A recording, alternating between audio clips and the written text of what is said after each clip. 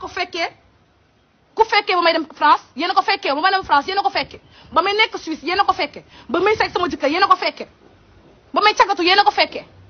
danga dégg naa escorte girl nga ndokk ndax ki jël li nga moom jaay ko amoo compte à rendre à personne wute naag yéen ñi nga xam ne da ngeen di sëy ndax intérêt li xew dañ koy waxte dee bu ma nekkoon sax escorte girl sax maa tey ndax ñaaw ma ci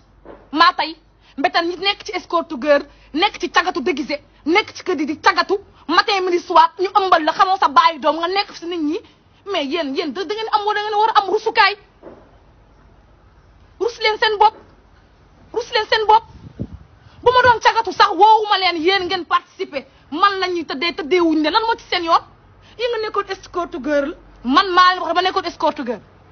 j'accompagnais des milliardaires ku ne toog tu accompagnes des milliardaires comme escorte girl et après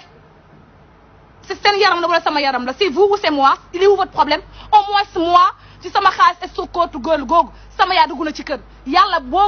bu ne tooñ leen ma baal leen man am naa fitu tooñ suñu borom toog jéggalu mu baal ma mais yéen nag fornication sénégalais moo ko mën njaaloo li yàlla wax ci njaaloo li yàlla wax ci fen ak ci sos lu yàlla wax ci njaaloo ñaata nit ñoo fi njaaloo toog ci kër yi di njaaloo bu ñu waxee ngay ni muuru toog ci télé yi di fen di duul te gëmoo leen dara au moins moi je suis honnête envers ma personne bu ma deewee yéen a may àtte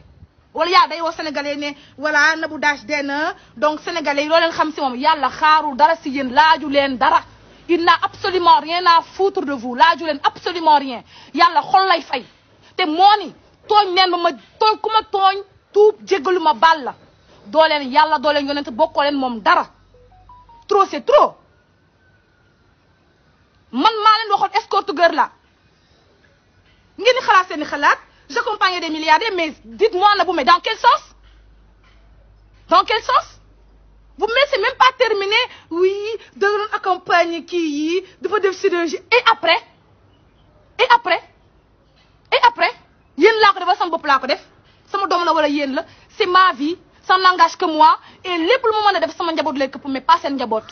maandu leen sonn nañu quand je viens pas sur les réseaux toppatoo leen seeni borom kër loolu leen may wax tu n'as de compte à rendre à personne ñun moo nii vie privée